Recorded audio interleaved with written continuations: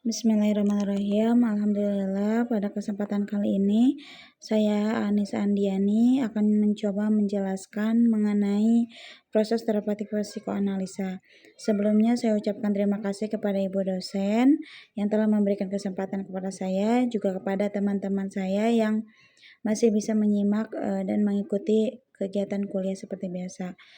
Nah, tanpa berlama-lama, materi yang saya ambil ini cukup menarik karena pendekatan psikoanalisa ini tidak hanya melihat perilaku manusia dari apa yang tampak di luar, tetapi juga mencoba memahami luka, konflik, dan pengalaman yang tersimpan di dalam bawah sadar seseorang. Nah, pada slide ini mengenai latar belakang dan rumusan masalah yang akan dibahas. Nah, mungkin kita dalam kehidupan sehari-hari sering melihat ada seseorang yang terlihatnya baik-baik saja, mungkin sebenarnya sedang menyimpan banyak konflik batin. Ada rasa takut, kecewa, marah, ataupun trauma yang mungkin tidak disadari, namun mempengaruhi perilaku dan hubungan sosialnya. Nah, melalui pendekatan psikoanalisis yang dikembangkan oleh Sigmund Freud, kita belajar bahwa pengalaman masa kecil itu memang memiliki pengaruh yang sangat besar untuk perkembangan kepribadian seseorang. Maka karena itu, konseling psikoanalisis ini mencoba untuk membantu individu agar bisa memahami akar masalahnya, bukan hanya gejala yang terlihat di permukaan. Nah, pada presentasi ini ada 3 hal utama yang akan dibahas. Yang pertama mengenai definisi dan konsep dasar konseling psikoanalisis. Yang kedua, bagaimana proses terapeutik psikoanalisa dalam konseling. Dan yang ketiga, bagaimana tahapan dan teknik yang digunakan dalam proses konseling psikoanalisis. Nah, dengan memahami ketiga hal ini, kita bisa melihat bagaimana pendekatan psikoanalisis bekerja secara mendalam untuk membantu konseling. Slide ini mengenai definisi konseling psikoanalisis. Konseling psikoanalisis adalah bentuk bantuan profesional yang berfokus pada eksplorasi alam bawah sadar. Nah, pendekatan ini meyakini bahwa banyak perilaku manusia itu dipengaruhi oleh konflik batin yang tidak disadari.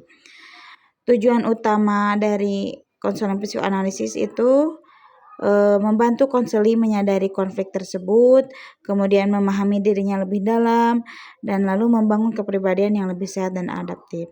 Jadi, konseling ini bukan hanya sekedar memberi nasihat, tetapi membantu individu menemukan makna dari pengalaman hidupnya sendiri. Nah, pada slide ini mengulas kembali struktur dari kepribadian menurut Freud ya. Menurut Freud ini, kepribadian manusia terdiri dari 3 bagian, yaitu ada id, ego, dan juga superego. Id adalah bagian yang berisi dorongan instinktif dan ingin segala sesuatu terpenuhi secara tepat. Misalnya seperti rasa lapar, marah, atau keinginan tertentu. Nah, yang kedua adalah ego. Ego ini berperan sebagai penengah antara keinginan id dan realistis. Ego ini membantu seseorang berpikir lebih rasional. Nah, sedangkan superego berkaitan dengan nilai moral dan juga norma sosial. Bagian ini membuat seseorang merasa bersalah ketika melakukan sesuatu yang dianggap salah. Maka ketiga struktur ini adalah struktur yang saling berinteraksi dan seringkali menimbulkan konflik batin dalam diri manusia. Nah, proses terapeutik psikoanalisa ini bersifat mendalam, jangka panjang, dan eksploratif. Nah, yang berfokus bukan hanya menyelesaikan masalah yang tampak, tetapi juga mencari akar konflik psikologis yang tersembunyi.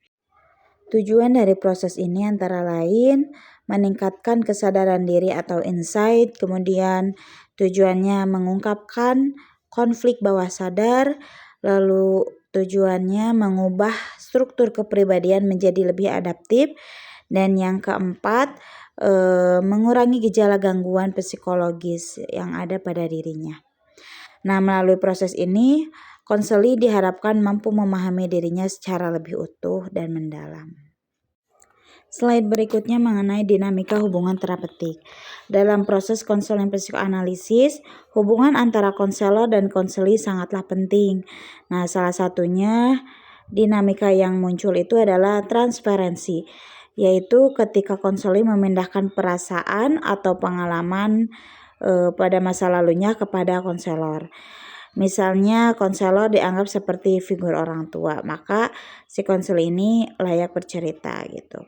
Kemudian selain itu ada juga countertransferensi, yaitu reaksi emosional yang muncul dari diri konselor terhadap konseli.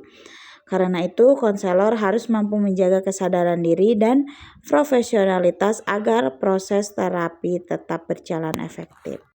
Nah, selain ini mengenai peran konselor dan konseli dalam bimbingan konseling. Nah, terlihat ya konselor di sini sebagai fasilitator dan konseli adalah sebagai eksplorator gitu. Yang pertama, konselor itu harus memiliki emosional yang netral, objektif dan non-judgmental. Jadi tidak menghakimi si konseli. Terus tanggung jawab utama konselor yaitu menciptakan ruang terapeutik yang aman, mengamati pola konseli, mimpi dan resistensi konseli. Kemudian memberikan interpretasi tanpa memberi solusi yang instan. Dan tantangan bagi konselor dalam proses ini yaitu memiliki kesadaran diri tinggi untuk mengelola reaksi emosi terhadap konseli. Nah, peran konseli yang sebagai eksplorator ini mungkin memiliki perannya untuk bisa terbuka dan berani kepada konselor gitu ya, mengungkapkan perasaan maupun pengalamannya. Kemudian konseli ini diharapkan untuk bisa aktif mengungkapkan pikiran dan perasaan, kemudian berani menghadapi kembali trauma masa lalu yang menyakitkan agar bisa lebih terbuka gitu ya. Baik, di sini akan mencoba memaparkan sedikit mengenai tahapan dalam proses terapeutik psikoanalisa yang mungkin nanti kedepannya akan dijelaskan lebih detail oleh kelompok berikutnya mengenai tahapan dan tekniknya. Nah, tahapan yang pertama yaitu asesmen yang menjadi pembuka. Fokus di sini yaitu membangun raport ya sehingga bisa membuat konseli lebih nyaman.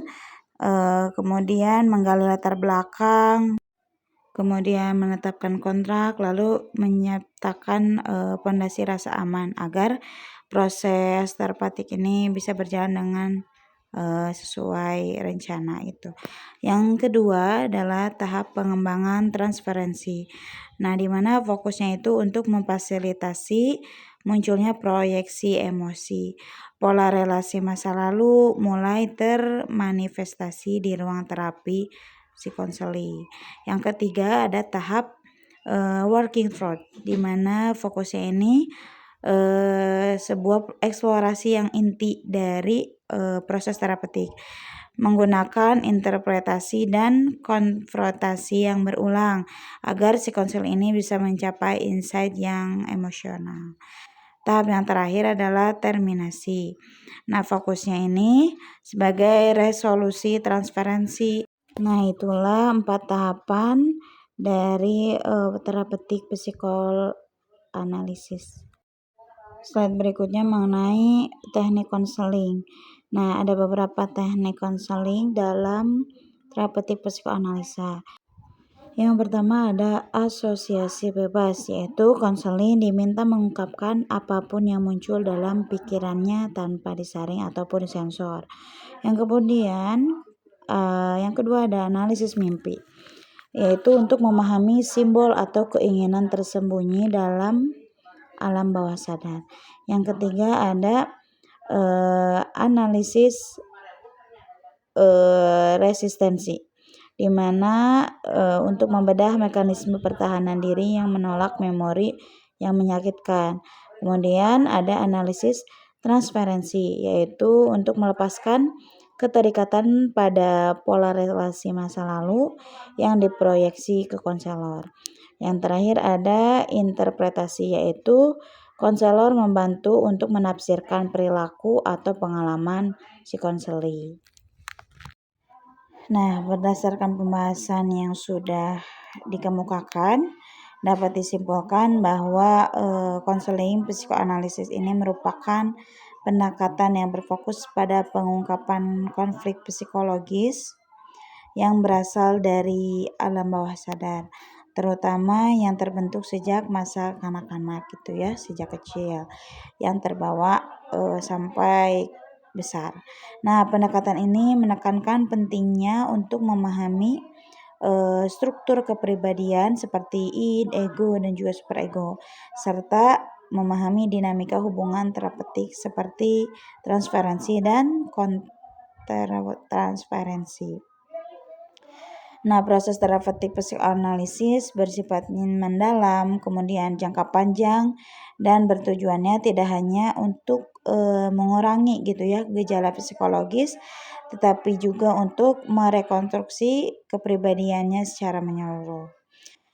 Nah, keberhasilan yang sangat dipengaruhi oleh peran aktif konselor sebagai fasilitator, kemudian konseling yang bisa terbuka, serta komitmen dalam mengeksplorasi pengalaman batinnya, itu menjadi sebuah keberhasilan. Nah, melalui tahapan yang sistematis, kemudian teknik-tekniknya seperti asosiasi bebas, analisis mimpi, resistensi, transferensi, serta interpretasi, konseling ini diharapkan untuk mampu memperoleh insight dan mencapai perubahan perilaku yang lebih adaptif. Nah, dengan demikian konseling psikoanalisis ini memiliki kontribusi yang sangat penting untuk membangun individu bisa memahami dirinya secara lebih dalam dan bisa menjalani kehidupannya itu secara lebih sehat secara psikologis gitu. Baiklah, itu yang bisa saya sampaikan. Mohon maaf apabila ada kesalahan baik lisan maupun tulisan. Mohon dimaafkan. Saya juga ucapkan terima kasih untuk perhatiannya. Dan apabila ada pertanyaan, silahkan diskusi di forum yang telah disediakan, yaitu di Google Classroom.